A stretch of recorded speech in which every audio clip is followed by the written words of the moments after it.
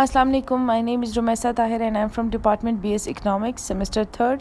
The subject of which I am going to present a presentation is Intermediate Microeconomics, and the topic which I have selected for my presentation is budget constraint.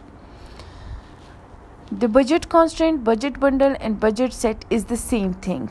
We can call it as budget constraint or budget bundle or budget set.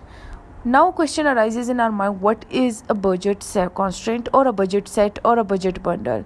It is the amount of good one that you consume on prices 1 and the amount of good 2 which you consumes in price with price 2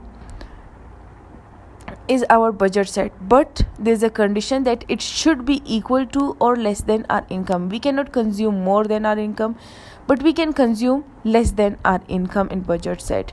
And it can be symbolically represented as P1 x1 plus P2 x2 is equals to M.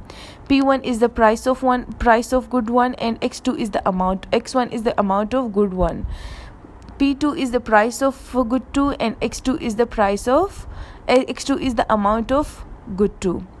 And that should be equal to M. M is our income, or it can be less than our income. Now a graphical representation. Here we can see the highlighted set where it is written as budget set.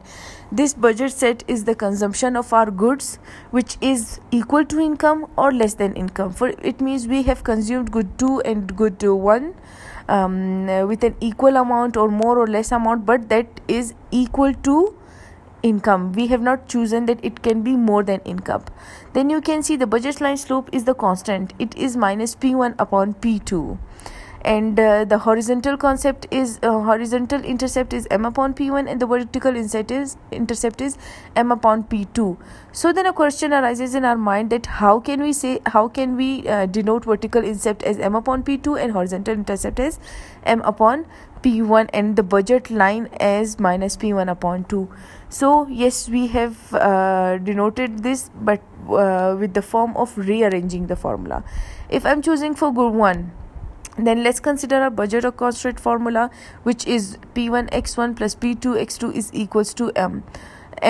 Now I'm going to find the amount of good I consumed. I want to know about x1, and I want to know about the horizontal intercept. So I'll consider P1 x1 on the same side, and M was written as it is, but P2 x2 on the left side it was plus. So when it changes the side, it becomes minus. So then we want to know the for x1. So x1 remains there, and minus Pm upon M minus P2 x2 remains the same and is divided by P1, because P1 was multiplied on the other side, but when its side changes to right side, it came on division. And we can write it as means the x1 is equals to M minus P2 x2 upon P1 is the same thing, and x1 is equals to M upon P1 minus P2 upon P1 x2 is exactly the same things. This means the horizontal intercept is M upon P1 and the budget slope is minus P1 upon 2.